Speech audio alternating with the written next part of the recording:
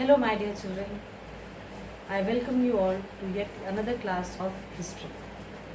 Children, in the last class, we completed with the first chapter of history, that is, the rise of nationalism in Europe. I hope that chapter is all clear to all of you. Children, today we are going to start with the new chapter of history, that is, nationalism in India.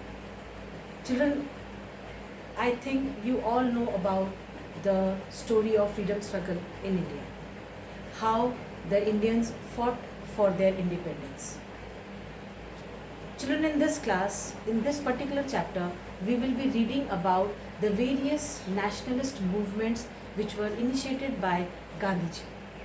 Though when we talk of freedom struggle, we talk about radicals, we talk about the moderates, but then in this chapter, in particular, we will be talking about the Gandhian movements or the Indian national movements.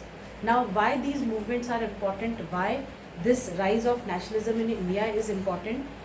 Because of the various, factors which kept on clubbing up and ultimately led to the independence of the country. But how relevant these movements were, all these things we are going to read in this chapter. Children, as you can see, here I have made a flow chart. This is exactly, this is not the flow chart, this is the mind map. Now, this mind map will tell you that, see, our chapter is nationalism in India. This nationalism in India will be focusing on the First World War, the Khilafat and the non-cooperation movement, the idea of Satyagrah, the Rowlatt Act, why non-cooperation. Then we'll be talking about the differing strands within the movement, the rebellion in the countryside, then towards the civil disobedience. Now, this civil disobedience, the appointment of the Simon Commission, the Salt March and the civil disobedience movement, how participants saw the movement. Here we are talking of the civil disobedience movement. Then what were the limits of the civil disobedience movement? Children, though it may be looking a little complicated, but then it gives you a view of what exactly we are having in this chapter.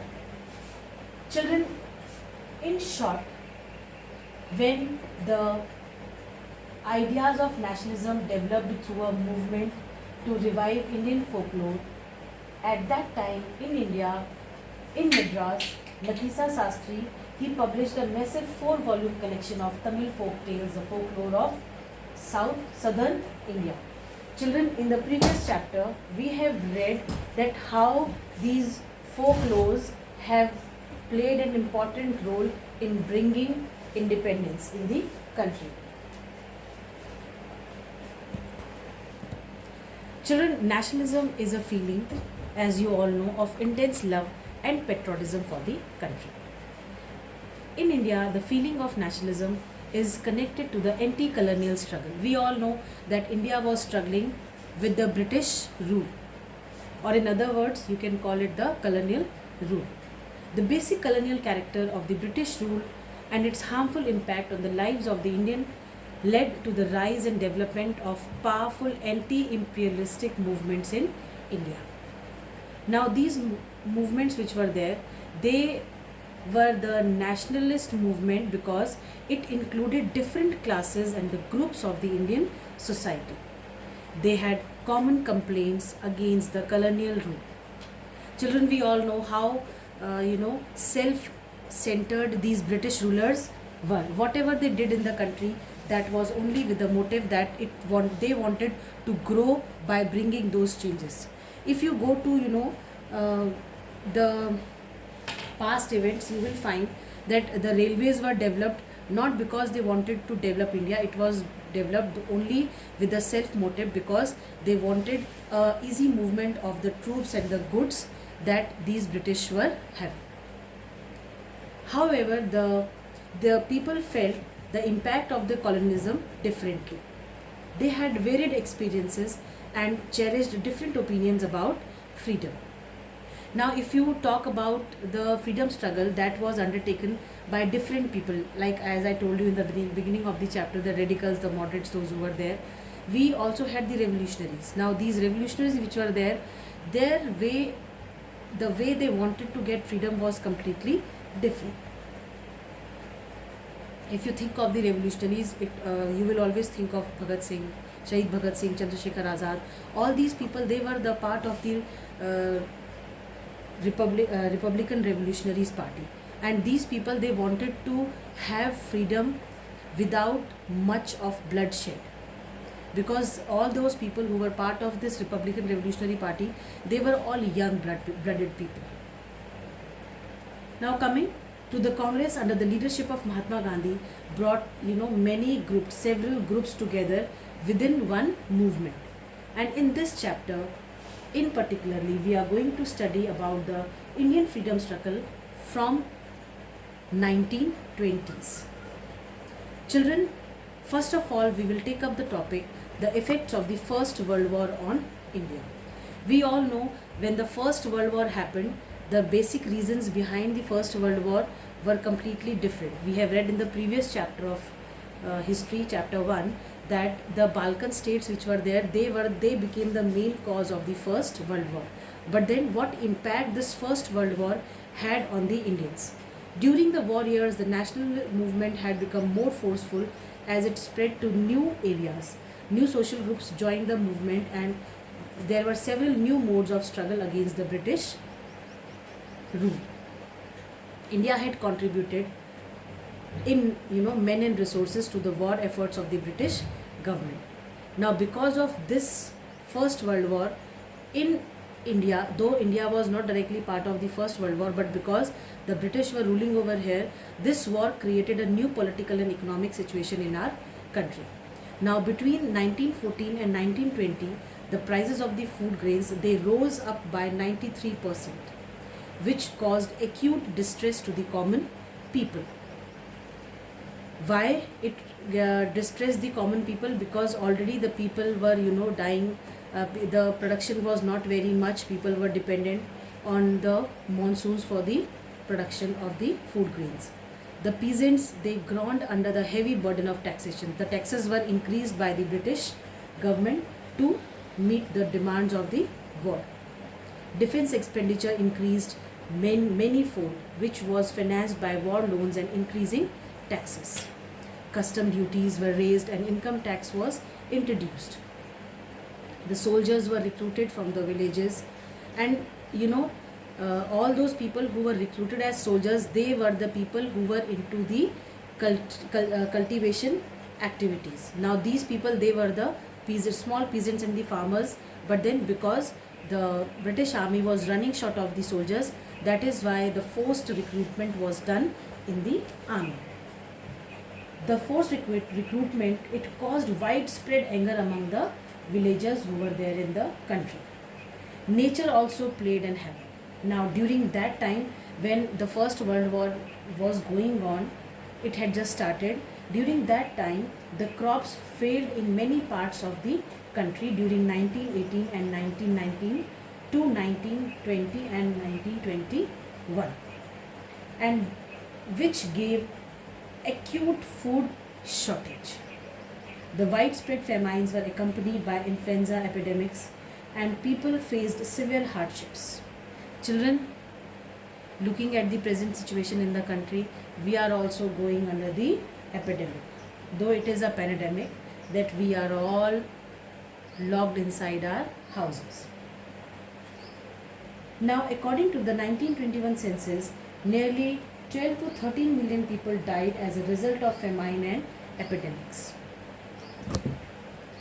Children, the sufferings of the people did not end even after the war was over. It was at this time when the people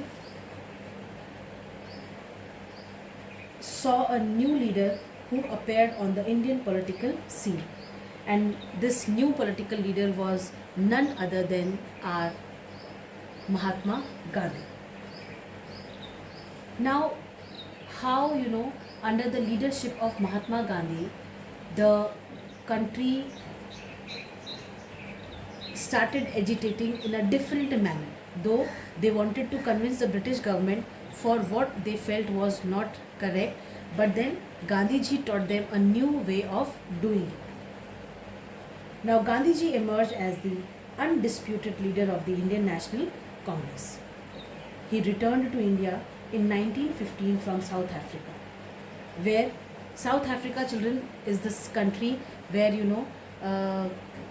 the South African country saw a leader as Nelson Mandela, who was a disciple, you can say, of Gandhiji.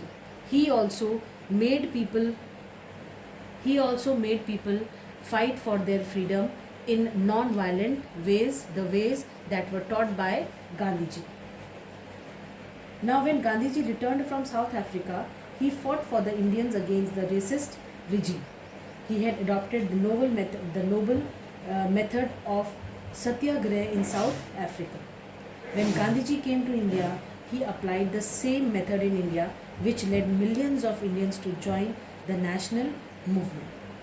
Children, not to forget, when Gandhiji came to India, for almost 1 year, he kept on moving from one place to another, convincing people to be part of the nationalist movements, to support him when he goes for the freedom struggle. He said that without the people's support, I cannot do anything.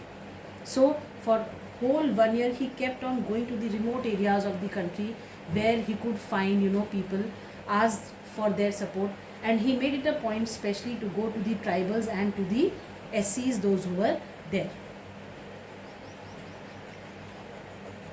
Now, coming back, oppressors had to be persuaded to see the truth instead of being forced to accept the truth through acts of violence. It was, at this time when Gandhiji gave the idea of Satyagraha. By Satyagraha, Gandhiji believed that it is a synthesis of two words, Satya meaning truth and Agraha meaning to pursue. Its two major components were truth and non-violence. A Satyagrahi would refuse to submit to whatever he considered wrong. He would remain peaceful even when he was provoked. He would resist evil. To be successful, the Satyagrahi must give up fear, hatred and falsehood. Without being revengeful or aggressive, a Satyagrahi could win the battle through non-violence. Now, children, these were certain, aspects of Satyagraha on which Gandhiji wanted people to emphasize. And this could be done by appealing to the conscience of the oppressor. Passive resistance, he said, was a weapon of the weak, while Satyagraha was the weapon of the strong. Gandhiji believed that non-violence could unite all the Indians. Children, I hope till here it is all clear and understood to all of you. Now, coming back to the Gandhiji's experiments with Satyagraha. When Gandhiji arrived in India, he experimented with Satyagraha at Champaran in Bihar and Kheda in Gujarat. He intervened in favor of the helpless, those who were there. His first Satyagraha was against the indigo farmers at Champaran in the year 1916, and then it was to the poor peasants in Kheda in the year 1970. Children, we all have read about the struggle of the indigo farmers at Champaran in class 8. I hope some part of it you remember. Gandhiji inspired the indigo farmers to raise their voice against the exploitative plantation system. Children, not to mention over here, I think you people, all of you remember that indigo was a crop that was highly demanded in the international market in Europe, and British, they wanted to encash on the profit which they could get by selling indigo in the international market of Europe. So they pressurized the Indian farmers to grow this indigo crop, but the Indian farmers were not in favor of growing this indigo crop because they felt that growing indigo will make the quality of the soil poor, and moreover, once indigo is grown, it does not support any other crop to grow.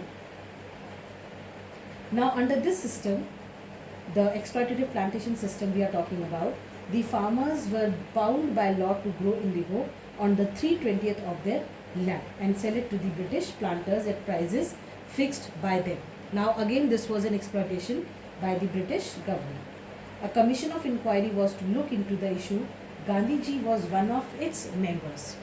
Gandhiji had little difficulty in convincing the commission that the plantation system should be abolished and the peasants should be compensated for the illegal enhancements of their dues. Within a decade, the planters left the district. Children, coming to the poor peasants in Kheda in the year 1970. Similarly, after the Champaran Satyagraha, he supported the cause of the peasants of Kheda who were not in position to pay the revenue due to famines and the epidemics. They were demanding, Britishers were demanding that the revenue collection be, the Indian farmers were demanding that the revenue collection be relaxed, but then the government, though the government agreed to suspend collection, but then it was very difficult for Gandhiji to convince them for the same. Now after Kheda, Gandhiji moved towards Ahmedabad, where he ignited the minds of the textile workers, cotton textile workers, to organize the Satyagraha movement. As a result, the mill owners, those who were there, they gave 35% increase that the workers had demanded. Finally, the strike, which was undertaken by the peasants of Ahmedabad, was withdrawn. Thus, Gandhiji got tremendous success in these local movements, which brought him into contacts with the common masses. Children, I hope till here it is all clear and understood to all of you. Now we will move ahead with the Rowlatt Act. Children, you all know that Rowlatt Act was an act which was initiated by the British government to suppress the political activities which were taking hype in the country. People were being influenced by Gandhiji, and when British came to know that Gandhiji was going for a nationwide satyagraha in protest of the Rowlatt Act, they initiated certain things which led to the Jallianwala Bagh massacre. And we all know that Jallianwala Bagh massacre was one event of history which the Indians till date have not forgotten. The person behind the Jallianwala Bagh massacre was brutally killed by the Indian masses.